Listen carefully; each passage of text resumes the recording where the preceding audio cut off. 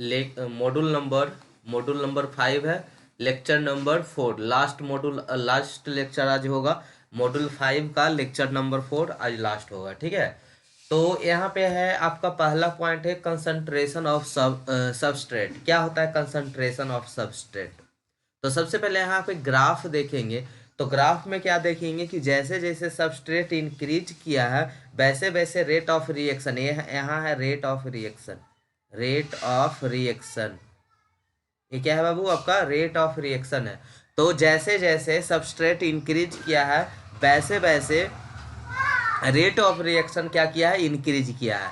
इस पॉइंट के बाद यहाँ पे स्ट्रेट लाइन है, ठीक है। इस पॉइंट के बाद no increase rate of reaction. अगर सबस्ट्रेट इंक्रीज करे तो एक टाइम के बाद रेट ऑफ रिएक्शन इंक्रीज नहीं होगा, ठीक है। मतलब जैसे पहले तो पहला पॉइंट क्या था कि जैसे जैसे सबस्ट्रेट बढ़ेगा वैसे वैसे रेट ऑफ रिएक्शन भी बढ़ेगा, लेकिन एक टाइम के बाद अगर सबस्ट्रेट बढ़ भी रहा है तो रेट ऑफ रिएक्शन इंक्रीज नहीं हो रहा है, रेट ऑफ रिएक्शन बढ़ नहीं रहा है, ठीक है। अब ये जो रेट ऑफ रिएक्शन इंक्रीज नहीं होगा तो क्यों नहीं इंक्रीज होगा? क्योंकि जितनी भी एक्टिव साइट थी वो भर चुका है, ठीक है, सबस्ट्रेट से। जब सारे एंजाइम के साइट सबस्ट्रेट से भर चुके हैं तो तो कितना भी सबस्ट्रेट डाल दो रेट ऑफ रिएक्शन बढ़ेगा नहीं, ठीक है। Exactly enzymes are saturated with the substrate, ठीक है। यानी कहने का मतलब आप समझ गए होंगे कि पहला पॉइंट क्या हो रहा था कि जैसे जैसे सबस्ट्रेट को इंक्रीज करवा रहे थे वैसे वैसे रेट ऑफ रिएक्शन भी बढ़ रहा था, लेकिन एक टाइम के बाद अगर हम सबस्ट्रेट बढ़ा भी रहे हैं तो जो रेट ऑफ रिएक्शन है वो बढ़ नहीं रहा है। क्यों? क्योंकि वो enzyme are saturated with the substrate, वो क्या हो चुका है? भर चुका है सबस्ट्रेट से, ठीक है। अब वहां पे सबस्ट्रेट जाने की जगह नहीं है, ठीक है। यानी यहाँ पे देखेंगे पॉइंट्स तो देखेंगे, with the increase in substrate the rate of enzymatic reaction increases. अगर कुछ टाइम तक इंक्रीज करता है तो उसका इंजाइमेटिक रिएक्शन है वो भी इंक्रीज करता है। इनिशियली इट्स मैक्सिमम यानी जो वेलोसिटी एंड बिकम्स कांस्टेंट, कुछ देर के बाद वो क्या हो जाता है? कांस्टेंट हो जाता है। The rate of reaction becomes constant because all active site of an enzyme occupied with the substrate. फिर कुछ टाइम के बाद रेट ऑफ रिएक्शन कांस्टेंट हो जाता है। क्यों हो जाता है? क्योंकि एक्टिव साइट पे जहाँ पे एंजाइम और आपका सबस्ट्रेट कंबाइन कर रहा था, बाइंड हो रहा था, वो क्या कर चुका है? सबस्ट्रेट से ऑक्युपाइड हो चुका है, सब सेचुरेट हो चुका है, ठीक है। चलिए फिर तीसरा पॉइंट पे आते हैं, के एम वैल्यू। के एम वैल्यू क्या है? तो के एम वैल्यू यहाँ पे देखेंगे, मान लीजिए के एम वैल्यू यहाँ Km1 है, ठीक है। के एम वैल्यू क्या होता है बता रहे हैं, Km1, Km2, Km3। तो बताइए सबसे ज्यादा यहाँ पे जो सबस्ट्रेट है कहाँ पे है? के एम वैल्यू सबसे ज्यादा कहाँ पे है? तो ये 10 है, 20 है, 30 है। तो मान लीजिए के एम वैल्यू यहाँ पे क्या होगा? कुछ खाली होगा, सबस्ट्रेट यहाँ पे क्या होगा? आ सकता है, ठीक है, फिल हो सकता है। फिर के एम वैल्यू 2 हो गया तो मतलब ये पूरा खाली था। मान लीजिए कि यहाँ पे 90% खाली था, अब कितना परसेंट खाली बचा होगा? जैसे जैसे के एम वैल्यू बढ़ते जा रहा है तो मान लीजिए अब कितना बचा होगा? 20% खाली बचा होगा। यहाँ पे 1% खाली बचा है। तो अब बताइए कि सबस्ट्रेट कहाँ पे सबसे ज़्यादा फिट होगा? तो सबसे ज़्यादा पहला के एम वैल्यू 1 पे होगा फिट। सबसे ज़्यादा सबस्ट्रेट कहाँ पे आएगा? के जितना खाली रहेगा उतना ज़्यादा सबस्ट्रेट लेगा, ठीक है। जितना ज़्यादा खाली रहेगा उतना ज़्यादा सबस्ट्रेट को लेगा। तो केम वैल्यू हमें ये बताता है कि कितनी जल्दी एक एंजाइम जुड़ेगा सबस्ट्रेट से, ठीक है। कितना जल्दी दोनों में रिएक्शन होगा, सबस्ट्रेट और एंजाइम में। तो अगर केम वैल्यू कम है तो एंजाइम जल्दी जुड़ेगा सबस्ट्रेट से। तो हाँ, क्लियर है कि जितना ज़्यादा खाली रहेगा उतना ज़्यादा सबस्ट्रेट जुड़ेगा एंजाइम से। तो यहाँ पे देखिएगा, came is a Michaelis Menten constant which is defined as the substrate concentration at which the reaction reaches half of its maximum velocity, ठीक है। ये मैक्सिमम वेलोसिटी पर इसका क्या होता है? फुल हो जाता है। यानी Km वैल्यू जो होता है वो जितना ज़्यादा कम रहेगा उतना ज़्यादा सबस्ट्रेट एंजाइम से बाइंड्स होगा, ठीक है। Km value is inversely proportional to affinity of enzyme for its substrate. तो इसीलिए ये क्या है, इनवर्सली प्रोपोर्शनल है, जितना ज़्यादा कम रहेगा उतना ज़्यादा बाइंड्स करेगा सबस्ट्रेट और एंजाइम दोनों। ठीक है, चलिए आगे की देखते हैं। इनहिबिटर, इनहिबिटर क्या है?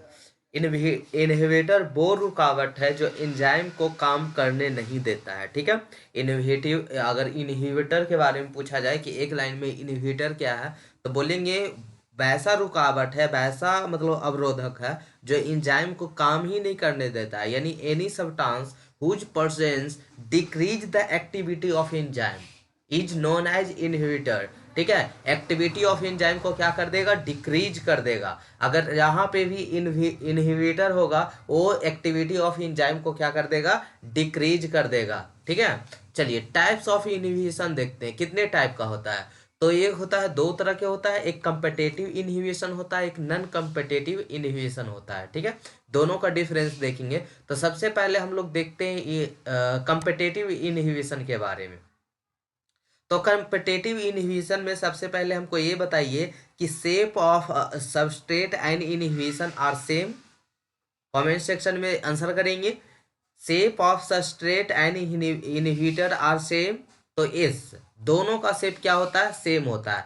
इनहिबिशन का सेम शेप, इनहिबिशन का शेप और किसका, सबस्ट्रेट का शेप, दोनों का क्या होता है, सेम होता है, सेम होता है। तो जब वो एंजाइम के साथ कंबाइंड होगा, जब एंजाइम के साथ कंबाइंड होगा, क्या क्या, सबस्ट्रेट, सबस्ट्रेट और क्या, इनहिबिशन, तो दोनों का चांसेस क्या है, यहाँ पे एंजाइम के साथ कंबाइंड करने का दोनों का चांसेस क्या है, इक्वल है, यानी 50-50% है। जब दोनों का शेप सेम ही है, सबस्ट्रेट और इनहिबिशन का शेप दोनों का सेम ही है, तो एंजाइम के साथ दोनों में कोई भी हो सकता है। प्रोबेबिलिटी पढ़े ना मैथ में, तो दोनों का चांस सेम है, तो दोनों का यानी 50-50% है। या तो ये हो जाए सेट, या तो ये हो जाए। तो यहाँ पे क्या हो जा रहा है, कंपटीशन हो जा रहा है, इसके साथ क्या हो जा रहा है, कंपटीशन हो जा रहा है। यहाँ हुआ एक ही सबस्ट्रेट के जहाँ 100% चांस था, वो अब केवल कितना परसेंट रह गया, 50% हो गया। तो यहाँ डायरेक्ट कंपटीशन है। ठीक है, एक्टिव साइट पे तो डायरेक्ट कंपटीशन है, तो क्या हो गया, इसका चांसेस कम हो गया सबस्ट्रेट का। ठीक है, यानी यहाँ पे रेट ऑफ रिएक्शन का जो चांस है वो 50-50% हो गया, यानी कंपटीशन हो गया। ठीक है, तो विदाउट इनहिबिटर क्या था, इसका रेट ऑफ रिएक्शन ये था, और विथ कंपेटेटिव इनहिबिटर इसका रेट ऑफ रिएक्शन कैसा हो गया, इस तरह से हो गया। तो यही आपका क्या है, कंपेटेटिव इनहिबिशन है। और नॉन कंपेटेटिव इनहिबिशन में आते हैं, तो दोनों का शेप अलग अलग है, दोनों का शेप अलग अलग है। सबस्ट्रेट का कुछ और है, सबस्ट्रेट का कुछ शेप और है, और इनहिबिटर का शेप कुछ और है। ठीक है, तो कुछ और है, तो यानी यहाँ पे नो कंपटीशन, किसी तरह के कंपटीशन नहीं है, लेकिन इसमें प्रोडक्ट बनने नहीं देगा। क्यों, क्योंकि यहाँ पे रेट ऑफ रिएक्शन क्या हो रहा है, डिक्रीज हो रहा है। ठीक है, तो यही है नॉन कम्पिटेटिव इनहिबिशन और कम्पिटेटिव इनहिबिशन। ठीक है, तो आइए इसका डिफरेंस देखते हैं, कम्पिटेटिव इनहिबिशन का और नॉन कम्पिटेटिव इनहिबिशन का। तो कम्पिटेटिव में क्या बताए थे कि shape of substrate of product are क्या हो, सिमिलर हो, दोनों सेम हो, तो therefore they both complete for active site. ठीक है, और इसमें क्या देखेंगे, shape of substrate and inhibitor are not similar, therefore they don't complete for active site. ठीक है, केम वैल्यू क्या होगा, वहां पे इंक्रीज होगा। केम वैल्यू वहां पे जब कंपटीशन हो रहा है, तो वहां पे केम वैल्यू क्या होगा, इंक्रीज होगा। ठीक है, यानी कि सबस्ट्रेट और एंजाइम को बाइंड्स होने का जो प्रोसेस है वो क्या होगा, इंक्रीज होगा। लेकिन यहाँ पे क्या होगा, कांस्टेंट होगा केम वैल्यू। ठीक है, और यहाँ पे कुछ इसके एग्जाम्पल दिए हुए हैं दोनों का। ठीक है, तो आगे बढ़ते हैं, दूसरे टॉपिक पे चलते हैं। यहाँ पे classification of nomenclature of enzyme. ठीक है, तो आगे देखते हैं इससे, ग्रुप्स ऑफ एंजाइम है, classification of nomenclature of enzymes में ग्रुप्स ऑफ एंजाइम, इधर रिएक्शन कैटालिस्ट और इधर कुछ एग्जांपल्स दिए हुए हैं। ठीक है, तो सबसे पहले तो हम लोग को ये समझ लेना चाहिए कि जो ये है, जो ग्रुप्स में एंजाइम को डिवाइड किया गया वो क्या क्या है। तो सबसे पहला ऑक्सीडोरेक्टेक्स है, पहला सबसे पहला क्या है, ऑक्सीडोरेक्टेक्स है, जो क्या करता है, ऑक्सीजन आइटम्स को और हाइड्रोजन आइटम्स को